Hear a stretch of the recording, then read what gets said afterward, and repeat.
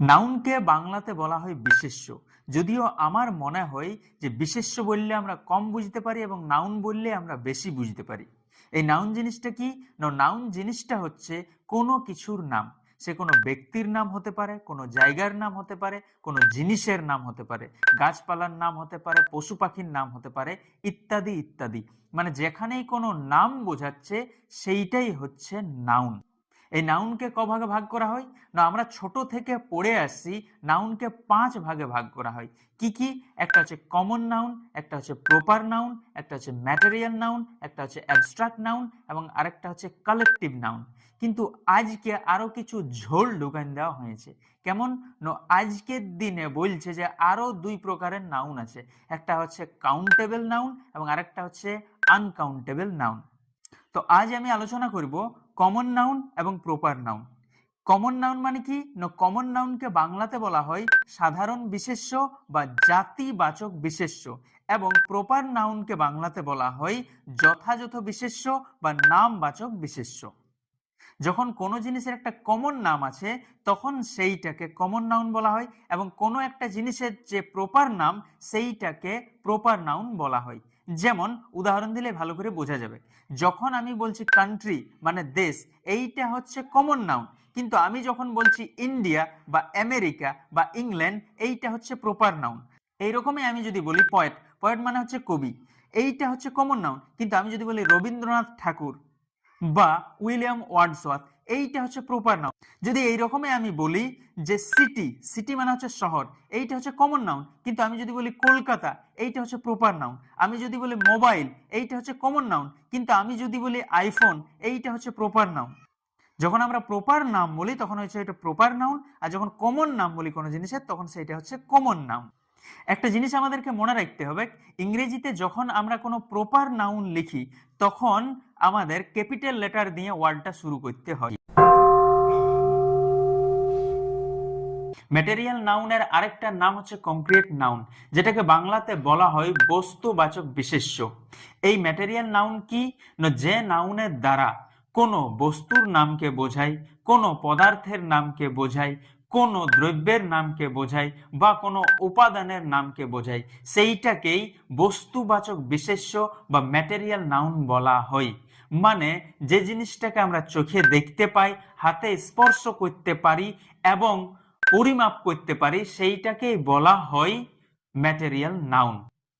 যেমন হচ্ছে গোল্ড বা সোনা, যেটা হচ্ছে একটা বস্তু, যেটাকে আমরা চোখে দেখতে পাই, হাতে স্পর্শ করতে পারি এবং পরিমাপ করতে পারি, সেই জন্য এইটা হচ্ছে একটা ম্যাটেরিয়াল নাউন। সেই রকমই হচ্ছে ওয়াটার মানে জল, যেটাকে আমরা দেখতে পাই, হাতে ছুতে পারি এবং পরিমাপ করতে পারি। সেরকম আরো যা জিনিস আছে, সে চেয়ার হোক, টেবিল হোক, ঘর হোক, বাড়ি হোক, মানুষ হোক, মা হোক, বাবা হোক, ইত্যাদি ইত্যাদি, এই সবগুলাই হচ্ছে ম্যাটেরিয়াল নাউন বা বস্তুবাচক বিশেষ্য।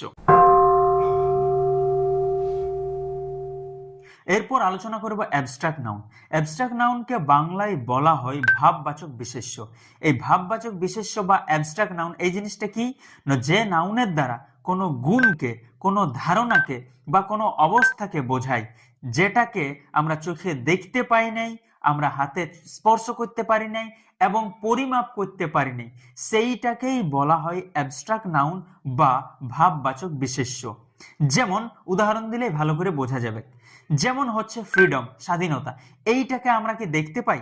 মানে স্পেলিংটা দেখতে পাই ঠিক আছে, কিন্তু স্বাধীনতাটাকে আমরা দেখতে নাই পাই। ওইটা অনুভব করার জিনিস। এই যে অনুভব, কোনো অনুভূতি বা ফিল করার জিনিস, যেটাকে আমরা চোখে দেখতে পাই নাই, সেইগুলোকেই বলা হয় অ্যাবস্ট্রাক্ট নাউন। যেমন হচ্ছে স্বাধীনতা মানে ফ্রিডম, তারপরে যদি আমরা বলি অনেস্টি সততা, তারপর আমি যদি বলি লাভ ভালোবাসা, ইত্যাদি ইত্যাদি, এইগুলা হচ্ছে অ্যাবস্ট্রাক্ট নাউন। এরপর আমরা আলোচনা করব কালেকটিভ নাউন। কালেকটিভ নাউন মানে কি? কালেকটিভ নাউনকে বাংলাতে বলা হয় সমষ্টিবাচক বিশেষ্য। এই কালেকটিভ নাউনটা কি? কালেকটিভ নাউন হচ্ছে কিছুগুলা ব্যক্তি বা কিছুগুলা প্রাণী বা কিছুগুলা বস্তুর একটা সমষ্টি, সেইটাকেই কালেকটিভ নাউন বলে। সেটা উদাহরণ দিলে ভালো করে বোঝা যাবে। যেমন আর্মি, আর্মি মানে কি? এ গ্রুপ অফ সোলজার, মানে কিছুগুলা সোলজারের একটা গ্রুপ, সেইটাকেই বলা হচ্ছে আর্মি। ঠিক আছে, সেই জন্য এটা হচ্ছে একটা কালেকটিভ নাউন। সেই রকমই হচ্ছে টিম। টিম মানে কি? এ গ্রুপ অফ প্লেয়ার, মানে কিছুগুলা খেলোয়াড়ের একটা দল, সেইটাই হচ্ছে টিম। সেই জন্য টিমটা হচ্ছে একটা কালেকটিভ নাউন। সেই রকমই হচ্ছে ক্লাস। ক্লাস মানে কি? এ গ্রুপ অফ স্টুডেন্ট, স্টুডেন্টের একটা দল, সেই জন্য এইটা হচ্ছে একটা কালেকটিভ নাউন।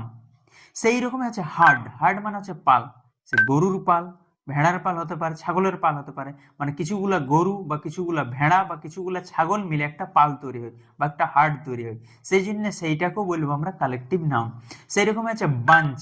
বাঞ্চ মানে গোছা, সে আঙ্গুরের গোছা হতে পারে, চাবির গোছা হতে পারে। ঠিক আছে, এই যে গোছা মানে কি? কিছুগুলা আঙ্গুর আছে বা কিছুগুলা চাবি আছে, সেই জন্য এই গোছা বা বাঞ্চটাকেও আমরা কালেকটিভ নাউন বলবো।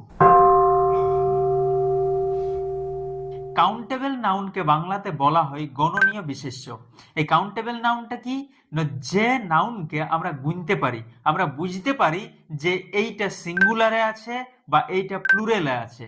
যেমন আপেল। আপেল কি? না, আমরা বলতে পারি একটা আপেল, এটা হচ্ছে সিঙ্গুলার, দুটা আপেল, এটা হচ্ছে প্লুরাল, পাঁচটা আপেল, ছটা আপেল, অনেকগুলা আপেল, কিছুগুলা আপেল, এই রকম আমরা বলতে পারি। সেই জন্য আপেলটা হচ্ছে কাউন্টেবল নাউন। সেই রকম হবে চেয়ার, টেবিল, ভাই বোন, বন্ধু, দেশ, রাজ্য ইত্যাদি ইত্যাদি, এইগুলো হচ্ছে কাউন্টেবল নাউন, কারণ এইগুলাকে আমরা সিঙ্গুলার এবং প্লুরালে ভাগ করতে পারি। এরপর হচ্ছে আনকাউন্টেবল নাউন। আনকাউন্টেবল নাউনকে বাংলাতে বলা হয় অগুণনীয় বিশেষ্য, মানে যে নাউনগুলাকে আমরা গুনতে পারিনি, আমরা বিচার করতে পারি নাই যে এইটা প্লুরাল বটে নয় এইটা সিঙ্গুলার বটে, মানে সিঙ্গুলার এবং প্লুরালে যখন আমরা ডিভাইড করতে পারিনি কোনো জিনিসকে, তখন সেই নাউনটাকে আনকাউন্টেবল নাউন বলা হয়। যেমন জল। জলটাকে আমরা সিঙ্গুলার প্লুরালে করতে পারবো না, গুনতে পারবো না। দুধ এইটাকে, তেল এইটাকে, বালিকে, চালকে। এবার কিছু কিছু জন বলবে যে না, চালকে তো গুনা যায়। ঠিক আছে, আজকের দিনে হয়তো সায়েন্স এতটা ডেভেলপ হয়েছে যে গুনে দিবে, কিন্তু এই সিস্টেমটা, এই যে কাউন্টেবল এবং আনকাউন্টেবল, এই সিস্টেমটা অনেক পুরানো। আমরা আজকেও ভাতকে বা চালকে গুনে গুনে পরিমাপ করি নাই, ওইটাকে ওজনে পরিমাপ করি, সেই জন্য ওইটা হচ্ছে একটা আনকাউন্টেবল নাউন।